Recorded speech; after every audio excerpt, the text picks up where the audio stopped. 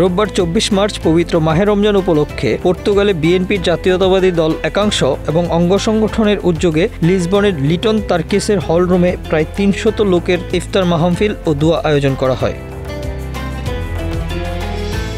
সাবেক প্রধানমন্ত্রী ও বিএনপির চেয়ারপারসন বেগম খালেদা জিয়ার সুস্থতা ও বিএনপির ভারপ্রাপ্ত চেয়ারম্যান তারেক রহমানের দীর্ঘায়ু কামনায় ইফতার ও দোয়া মাহফিলে পর্তুগাল বিএনপির সদস্য ও পর্তুগাল বিএনপির প্রতিষ্ঠাকালীন সভাপতি মামুন হাজারীর সভাপতিত্বে অনুষ্ঠানটি সঞ্চালনা করেন পর্তুগাল বিএনপির সদস্য সাইদুল ইসলাম ও পর্তুগাল স্বেচ্ছাসেবক দলের সদস্য সচিব সুজন মিয়া। পবিত্র কোরআন থেকে তেলাওয়াত করেন পর্তুগাল যুবদল নেতা কারি সায়েম। ইফতার মাহফিলে প্রধান অতিথির বক্তব্য রাখেন পর্তুগাল বিএনপির প্রতিষ্ঠাকালীন সভাপতি অলিউর রহমান চৌধুরী। বিশেষ অতিথির বক্তব্য রাখেন পর্তুগাল বিএনপির সাবেক সহসভাপতি সালাউদ্দিন আহমেদ, পর্তুগাল বিএনপির সাধারণ সম্পাদক তাজুল ইসলাম, পর্তুগাল স্বেচ্ছাসেবক দলের আহ্বায়ক ও পর্তুগাল বিএনপির সাবেক যুগ্ম সাধারণ সম্পাদক মকিতুর রহমান চৌধুরী সেলিম, পর্তুগাল বিএনপির নেতা মহিন উদ্দিন, আব্দুল হাসিব মেম্বার, যুবদল নেতা ইমদাদুর রহমান স্বপন, শিহাব আহমেদ, সুজন ভুইয়া, তানভীর তারেক, স্বেচ্ছাসেবক দলের যুগ্ম আহ্বায়ক ও বেজা বিএনপির উপদেষ্টা কাজী ইব্রাহিম ইবু, বেজা বিএনপির সিনিয়র সহসভাপতি কামিল আহমেদ, যুবদল নেতা বাপ্পি দাস,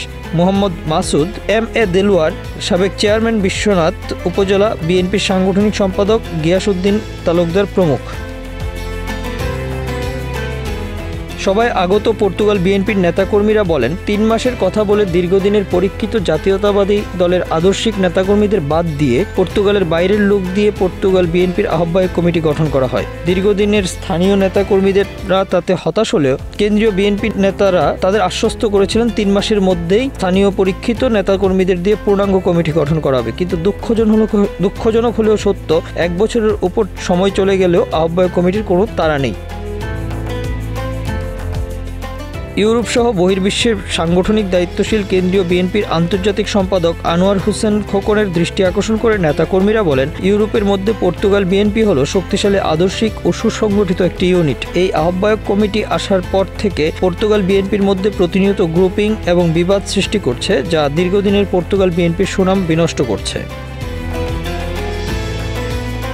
প্রবাসে দলের সুনাম রক্ষার জন্য দীর্ঘদিনের স্থানীয় পরীক্ষিত জাতীয়তাবাদী দলের আদর্শিক নেতাকর্মীদের মতামতের ভিত্তিতে একটি সুন্দর ও গ্রহণযোগ্য কমিটি উপহার দেওয়ার জোর দাবি জানান তারা। Bangla affairs news desk.